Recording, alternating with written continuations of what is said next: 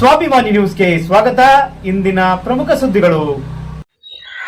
ಅತ್ಯಂತ ವಿಶ್ವಾಸಾರ್ಹ ಆರೋಗ್ಯ ರಕ್ಷಣಾ ಪ್ರಯೋಜನ ಕಾರ್ಯಕ್ರಮಗಳಲ್ಲಿ ಒಂದಾದ ಮಣಿಪಾಲದ ಆರೋಗ್ಯ ಕಾರ್ಡ್ ಕಳೆದ 26 ವರ್ಷಗಳಿಂದ ಗುಣಮಟ್ಟದ ವೈದ್ಯಕೀಯ ಆರೈಕೆಯನ್ನು ಹೆಚ್ಚು ಕೈಗೆಟುಕುವ ಮತ್ತು ಪ್ರವೇಶಿಸುವಂತೆ ಮಾಡುವ ಮೂಲಕ ಸಮುದಾಯಗಳಿಗೆ ಸೇವೆ ಸಲ್ಲಿಸುತ್ತದೆ ಎಂದು ಮಣಿಪಾಲದ ಕಸ್ತೂರ್ಬಾ ಆರೋಗ್ಯ ಸಂಸ್ಥೆಯ ಮಾರ್ಕೆಟಿಂಗ್ ವ್ಯವಸ್ಥಾಪಕರಾದ ಕೃಷ್ಣ ಪ್ರಸಾದ್ ತಿಳಿಸಿದರು. ಅವರು ಗುರುವಾರ ಸಾಗರದ ಅಣಿಲೆಕೊಪ್ಪದ ಪತ್ರಿಕಾ ಭವನದಲ್ಲಿ ಪತ್ರಕರ್ತರಿಗೆ ಉಚಿತವಾಗಿ ಮಣಿಪಾಲ್ ಆರೋಗ್ಯ ಕಾರ್ಡ್ ವಿತರಿಸಿ ಮಾತನಾಡುತ್ತಿದ್ದರು. ಅವರು ಮುಂದುವರಿದು ಮಾತನಾಡುತ್ತಾ, ಇದೇ ಆಗಸ್ಟ್ 31ರವರೆಗೆ ಹೊಸ ಕಾರ್ಡ್ ನೋಂದಣಿಗೆ ಅವಕಾಶವಿದ್ದು ಸಾರ್ವಜನಿಕರು ಇದರ ಪ್ರಯೋಜನ ಪಡೆದುಕೊಳ್ಳಲು ತಿಳಿಸಿದರು. ಪತ್ರಿಕಾಗೋಷ್ಠಿಯಲ್ಲಿ ಸಂಸ್ಥೆಯ ಮಾರ್ಕೆಟಿಂಗ್ ವಿಭಾಗದ ಸಚಿನ್ ಕಾರಂತ್, ಅನಿಲ್ ಹಾಗೂ ರಮೇಶ್ ಮುಂತಾದವರಿದ್ದರು. ನೆರೆದಿರುವ ಎಲ್ಲ ಪತ್ರಿಕಾ ಮಿತ್ರರಿಗೆ ಮಾಹೆ ಸಮೂಹ ಸಂಸ್ಥೆಗಳ ಪರವಾಗಿ ಸ್ವಾಗತವನ್ನು ಬಯಸ್ತಾ ಇದ್ದೇನೆ. ಇಲ್ಲಿ ನಾವು ಇಂದು ನೆರೆದಿರುವಂಥ ವಿಷಯ ಮಣಿಪಾಲ್ ಆರೋಗ್ಯ ಕಾರ್ಡ್. ಇದು 26ನೇ ವರ್ಷದ ಕಾರ್ಡ್ ಆಗಿರ್ತದೆ. 2000ನೇ ಇಸ್ವಿಯಲ್ಲಿ ಕೈಗೆಟುಕುವ ದರದಲ್ಲಿ ಎಲ್ಲರಿಗೂ ಸಿಗಬೇಕು, ಒಂದು ವೈದ್ಯಕೀಯ ಸೇವೆ ಸಿಗಬೇಕು ಅನ್ನೋ ಒಂದು ಉದ್ದೇಶದಿಂದ ಅಂದಿನ ಚಾನ್ಸಲರ್ ಡಾಕ್ಟರ್ ರಾಮದಾಸ್ ಪೈ ಅವರು ಸ್ಟಾರ್ಟ್ ಮಾಡಿದಂಥ ಯೋಜನೆ ಇದು.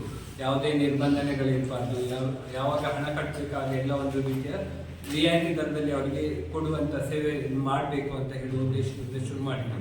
ಅನೇಕ ಬದಲಾವಣೆಗಳೊಂದಿಗೆ ಈಗ 25 ವರ್ಷ ಆಗಿ 26ನೇ ವರ್ಷದ ಕಾರ್ಡ್ನ ಚಾಲ್ತಿಯಲ್ಲಿದೆ. ಸೊ ಮುಖ್ಯವಾಗಿ ಇವತ್ತು ಇಲ್ಲಿ ಸಾಗರ ಭಾಗದಲ್ಲಿ ನಾವು ಹೇಳಲಿಕ್ಕೆ ಬಂದಿರುವಂಥದ್ದಂದರೆ ಈ ವರ್ಷದಲ್ಲಿ 2 ಚೇಂಜಸ್ ಆಗಿದೆ ಆರೋಗ್ಯ ಕಾರ್ಡ್ನಲ್ಲಿ. ಮೊದಲನೇದು, ಆರೋಗ್ಯ ಕಾರ್ಡ್ ಈಗ ಡಿಜಿಟಲೀಕರಣ ಆಗಿದೆ. ಸೊ ಮುಂಚೆ ನಾವು ಒಂದು ಸಣ್ಣ ಕಾರ್ಡ್ ಕೊಡ್ತಾ ಇತ್ತು ಅವರಿಗೆ. ಈ ವರ್ಷದಿಂದ ಆ ಕಾರ್ಡ್ನ ಕೊಡುವ ವ್ಯವಸ್ಥೆಯನ್ನು ಅವರಿಗೆ ಕಾರ್ಡ್ ಆದ ತಕ್ಷಣ ಅವರ ವಾಟ್ಸ್ಆ್ಯಪ್ಗೆ ಮೊಬೈಲಿಗೆ ಬರ್ತದೆ, ಒಂದು ಕಾರ್ಡ್ ಬರ್ತದೆ, ಡಿಜಿಟಲ್ ಆಗಿ ಬರ್ತದೆ. ಸೊ ಅದರಲ್ಲಿ ಎಲ್ಲ ಮಾಹಿತಿ ಇರ್ತದೆ, ಅವ್ರದ್ದು ಮೆಂಬರ್ಸ್ ಲಿಸ್ಟ್ ಇರ್ತದೆ ಮತ್ತು ಮಾಹಿತಿ ಇರ್ತದೆ. ಇದು ಒಂದು ಹೊಸ ಇದಾಗಿ ಸ್ಟಾರ್ಟ್ ಮಾಡಿರೋದು, ಕಾರ್ಡ್ಲೆಸ್ ಆಗಿ ಫುಲ್ ಇಂಟರ್ನೆಟಲ್ಲಿ. ಸೊ ಮೊಬೈಲಲ್ಲಿ ಇರ್ತದೆ, ಅವರು ಆಸ್ಪತ್ರೆಗೆ ಬಂದಾಗ ಮೊಬೈಲ್ನಲ್ಲಿರುವ ಆ ಕಾರ್ಡ್ ತೋರಿಸಿದರೆ ಸಾಕು, ಸೌಲಭ್ಯ ಪಡಿಬೋದು ಅನ್ನೋ ಒಂದು ಉದ್ದೇಶದಿಂದ. ಇನ್ನೊಂದು, ಈ ವರ್ಷದ ಯೋಜನೆ ಆಗಸ್ಟ್ 31ಕ್ಕೆ ಕೊನೆ ಆಗ್ತದೆ. ಅಂದರೆ ನೋಂದಾಯಿಸಲಿಕ್ಕೆ ಲಾಸ್ಟ್ ದಿನಾಂಕ ಆಗಸ್ಟ್ 31, ಅಂದರೆ ಇನ್ನೊಂದು 11 ದಿವಸದಲ್ಲಿ ಕಾರ್ಡ್ ಮಾಡಿಸಲಿಕ್ಕೆ ಮಾತ್ರ ಅವಕಾಶ ಇರೋದು. ಅದಾದ ನಂತರ ಅವರಿಗೆ ಕಾರ್ಡ್ ಮಾಡಿಸಲಿಕ್ಕೆ ಅವಕಾಶ ಇಲ್ಲ. ಮುಂಚೆ ಇದು ಅಕ್ಟೋಬರ್ ಅಥವಾ ನವೆಂಬರ್ ತನಕ ಟೈಮ್ ಇತ್ತು.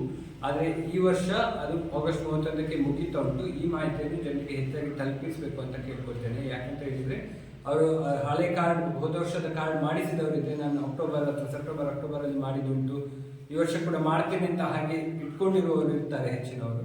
ಸೊ ಅವರಿಗೆ ಈ ಹೆಚ್ಚಿನ ಮಾಹಿತಿ ತಲುಪಲಿ ಆಗಸ್ಟ್ 31 ಕೊನೆಯ ದಿನಾಂಕ ಅಂತ ಹೇಳಲಿಕ್ಕೆ ಇಷ್ಟಪಡ್ತೇನೆ. ಇನ್ನು ಆರೋಗ್ಯ ಕಾರ್ಡ್ ಅಂದರೆ ಏನು, ಅದರಿಂದ ಏನು ಸೌಲಭ್ಯ ಸಿಗ್ತದೆ ಅಂತ ಹೇಳಬೇಕಾದ್ರೆ, ಒಮ್ಮೆ ಒಂದು ರೋಗಿ ಆಸ್ಪತ್ರೆಗೆ ಬಂದಾಗ ಅವರಿಗೆ ಫಸ್ಟ್ಗೆ ಒಂದು ಡಾಕ್ಟರ್ ಹತ್ರ ಒಂದು ಸಮಾಲೋಚನೆ ಇರ್ತದೆ, ಕನ್ಸಲ್ಟೇಷನ್ ಅಂತ ಹೇಳಿ. ಸೊ ಅದಕ್ಕೊಂದು ದರ ನಿಗದಿ ಇರ್ತದೆ ಆಸ್ಪತ್ರೆಗೆ. ಸೊ ಈಗ ನಮ್ಮ ಆಸ್ಪತ್ರೆಯಲ್ಲಿ ಜನರಲ್ ಫಿಸಿಷಿಯನ್ ಮೀಟ್ ಆಗಬೇಕಂತ ಹೇಳಿದರೆ 200 ರೂಪಾಯಿ ಅವರಿಗೆ ಕನ್ಸಲ್ಟೇಷನ್ ಫೀಸ್ ಇರ್ತದೆ. ಸೊ ಈ ಕಾರ್ಡ್ ಹೊಂದಿದ್ದಲ್ಲಿ ಅವರು 200 ರೂಪಾಯಿ ಬದಲು 100 ರೂಪಾಯಿ ಕಟ್ಟಬೇಕಾಗ್ತದೆ. ಈಗ ಅಲ್ಲಿ ಎಲ್ಲಿ ಆಸ್ಪತ್ರೆಯಲ್ಲಿ ಬಿಲ್ ಕಟ್ಟಿ ಬನ್ನಿ ಅಂತ ಹೇಳಿ ಕೊಡ್ತಾರೆ, ಒಂದು ಶೀಟ್ ಕೊಡ್ತಾರೆ, ಅದರಲ್ಲಿ ಇರುವ ಪ್ರಕಾರ 200 ರೂಪಾಯಿ ಇರ್ತದೆ. ಈ ಆ ಬಿಲ್ಲನ್ನು ತಗೊಂಡೋಗಿ ಬಿಲ್ ಕೌಂಟ್ರಲ್ಲಿ ಕೊಟ್ಟಾಗ ಈ ಕಾರ್ಡನ್ನು ತೋರಿಸಿ ಅದರಲ್ಲಿರುವ ಹೆಸರು ಮತ್ತು ವಯಸ್ಸು, ನಮ್ಮ ಆಸ್ಪತ್ರೆಯಲ್ಲಿ ದಾಖಲಾತಿ ಆಗುವಾಗ ಕೊಟ್ಟಿರುವ ಹೆಸರು ವಯಸ್ಸು ಮ್ಯಾಚ್ ಆಯಿತು ಹೇಳಿದರೆ ಅವರು 200 ರೂಪಾಯಿ ಕೊಟ್ಟು ಅಪ್ರೂವಲ್ಗೆ ಕಾಯಬೇಕು, ಆ ರೀತಿಯಿಂದ ಯಾವುದೂ ಇಲ್ಲ.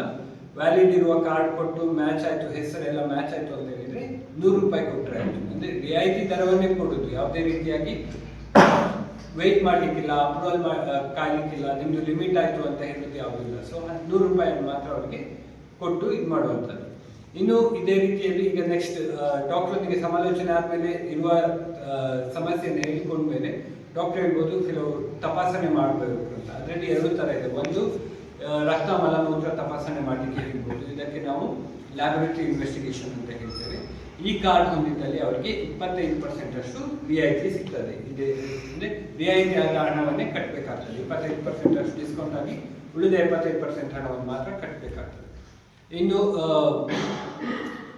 ಅಲ್ಟ್ರಾಸೌಂಡ್, ಎಕ್ಸ್ರೇ, CT, MRI ಅಂತ ಎಲ್ಲ ಹೇಳ್ತೇವೆ.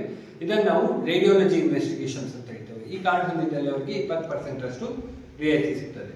ಇನ್ನು ಇದೆಲ್ಲ ತಪಾಸಣೆಯ ರಿಪೋರ್ಟ್ಗಳು ಬಂದ ಮೇಲೆ ಡಾಕ್ಟರ್ ಹೇಳ್ಬೋದು ಹೆಚ್ಚಿನ ಚಿಕಿತ್ಸೆ ಏನು ಬೇಕಾಗಿಲ್ಲ, ಔಷಧ ಮತ್ತು ಬರೆದು ಕೊಡ್ತೇನೆ, ಕಂಟಿನ್ಯೂ ಮಾಡಿ ಅಂತ ಹೇಳ್ಬೋದು. ಇಂಥ ಸಂದರ್ಭದಲ್ಲಿ ಆಸ್ಪತ್ರೆ ಆವರಣದಲ್ಲಿರುವ ಔಷಧಾಲಯ ಅಂದರೆ ಮೆಡಿಕಲ್ ಶಾಪಲ್ಲಿ ತಗೊಂಡ್ರೆ, ನಮ್ಮದೇ ಆಸ್ಪತ್ರೆದು ಮೆಡಿಕಲ್ ಶಾಪಲ್ಲಿ ಅವ್ರಿಗೆ 10% ಅಷ್ಟು ರಿಯಾಯಿತಿ ಸಿಗ್ತದೆ. ಇಲ್ಲ ನೀವು ಅಡ್ಮಿಷನ್ ಆಗಬೇಕು, ಹೆಚ್ಚಿನ ತಪಾಸಣೆ ಆಗಬೇಕು ಅಥವಾ ಚಿಕಿತ್ಸೆ ಆಗಬೇಕು ಅಂತ ಹೇಳಿದ ಸಂದರ್ಭದಲ್ಲಿ ನಮ್ಮ ಆಸ್ಪತ್ರೆಯ ಜನರಲ್ ದರ್ಜೆ ಇದೆ, ಅಂದರೆ ಜನರಲ್ ವಾರ್ಡ್ನಲ್ಲಿ ಅಡ್ಮಿಷನ್ ಆದಾಗ ಅವರಿಗೆ 25% ಅಷ್ಟು ರಿಯಾಯಿತಿ ಸಿಗ್ತದೆ. ಆದರೆ ಕನ್ಸ್ಯೂಮಬಲ್ಸ್ ಹೊರತುಪಡಿಸಿ, ಕನ್ಸ್ಯೂಮಬಲ್ಸ್ ಅಂತ ಹೇಳಿದ್ರೆ ಆಸ್ಪತ್ರೆಯಲ್ಲಿ ಏನು ಇರುವುದಿಲ್ಲ, ರೋಗಿಗೆ ಬೇಕಾಗ್ತದೆ ಅಂತ ಹೇಳಿ ಹೊರಗಿಂದ ತಂದು ಪರ್ಚೇಸ್ ಮಾಡಿ ಯೂಸ್ ಮಾಡಿರುವಂಥದ್ದನ್ನು ಬಿಟ್ಟು ಆಸ್ಪತ್ರೆಯ ಖರ್ಚು ವೆಚ್ಚಗಳಲ್ಲಿ 25% ಸಿಗ್ತದೆ. ಅಂದರೆ ಈಗ ಕೇಳಿರ್ಬೋದು, ಆಕ್ಸಿಡೆಂಟ್ ಆದಾಗ ರಾಡ್ ಹಾಕಿದ್ರು, ಪ್ಲೇಟ್ ಹಾಕಿದ್ರು ಅಂತ, ಇದೆಲ್ಲ ನಮ್ಮ ಆಸ್ಪತ್ರೆಯಲ್ಲಿ ಮ್ಯಾನುಫ್ಯಾಕ್ಚರ್ ಆಗೋದು ಅಥವಾ ತಯಾರಾಗುವಂಥದ್ದಲ್ಲ, ಹೊರಗಿಂದ ತರಿಸುವಂಥದ್ದು. ಸೊ ಇಂಥದ್ದನ್ನೆಲ್ಲ ಹೊರತುಪಡಿಸಿ ಆಸ್ಪತ್ರೆಯ ಖರ್ಚು ವೆಚ್ಚ ಏನಿರ್ತದೆ, doctor charges, nursing charges, bed charges ಅಂತ ಆಗ್ತೇವೆ, ಆಪರೇಷನ್ ಆದಾಗ ಚಾರ್ಜಸ್ ಆಗ್ತೇವೆ, ಅನಸ್ತೇಷಿಯಾ ಚಾರ್ಜಸ್ ಅಂತ ಆಗ್ತೇವೆ. ಈ ಎಲ್ಲ ಚಾರ್ಜಸ್ ಏನಿರ್ತದೆ ಇದರಲ್ಲಿ 25% ಅಷ್ಟು ರಿಯಾಯಿತಿ ಅವರಿಗೆ ಸಿಗ್ತದೆ. ಸೊ ಹೀಗೆ ಪ್ರತಿಯೊಂದು ಹಂತದಲ್ಲಿ ಆಸ್ಪತ್ರೆಗೆ ಬಂದಾಗ ರೋಗಿಯ ಕಡೆಯವರು ಯಾವಾಗ ಎಲ್ಲೆಲ್ಲಿ ಹಣ ಕಟ್ಟಬೇಕಾ ಅಂತ ಪ್ರತಿಯೊಂದು ಹಂತದಲ್ಲಿಯೂ ಒಂದು ರಿಯಾಯಿತಿ ಸಿಗಬೇಕು ಅನ್ನೋ ಒಂದು ಉದ್ದೇಶದಿಂದ ಮಾಡಿದಂತಹ ಕಾರ್ಡ್. ಮತ್ತು ಯಾವ ರೀತಿಯಾದ, ಈಗ ನಾನು ಹೇಳಿದೆ ಫ್ಯಾಮಿಲಿ ಪ್ಲಸ್ ಕೌಟುಂಬಿಕ ಪ್ಲಸ್ ಕಾರ್ಡಲ್ಲಿ ಗಂಡ ಹೆಂಡತಿ ಮಕ್ಕಳು ಅಪ್ಪ ಅಮ್ಮ ಅತ್ತೆ ಮಾವ ಇಷ್ಟು ಜನರನ್ನೇ ಆ್ಯಡ್ ಮಾಡ್ಬೋದು. ಒಂದು 8 ಜನ ಕೂಡ ಮ್ಯಾಕ್ಸಿಮಮ್ ಇರ್ತಾರೆ ಒಂದು ಕಾರ್ಡಲ್ಲಿ. ಸೊ ಇಷ್ಟು ಜನ ಕೂಡ ಈ 1 ವರ್ಷದಲ್ಲಿ ಎಷ್ಟು ಸಲ ಬೇಕಾದರೂ ಉಪಯೋಗಿಸ್ಬೋದು. ಯಾವುದೇ ರೀತಿಯಾಗಿ ನಿಮ್ಮದು ಲಿಮಿಟ್ ಆಯಿತು, ನಿರ್ಬಂಧನೆ ಉಂಟು, 1 ವರ್ಷದಲ್ಲಿ ಒಬ್ಬರಿಗೆ ಮಾತ್ರ ಇಬ್ಬರಿಗೆ ಮಾತ್ರ, ಈ ರೀತಿಯಾದ ಯಾವುದೇ ನಿರ್ಬಂಧನೆ ಇಲ್ಲ. ಕಾರ್ಡ್ನಲ್ಲಿ ಇರುವವರ ಹೆಸರು ಎಲ್ಲ ಮ್ಯಾಚ್ ಆಯಿತು ಹೇಳಿದರೆ ಅವರು ಬೆನಿಫಿಟ್ ತಗೊಳ್ಳುವಂಥದ್ದು ಇಲ್ಲ.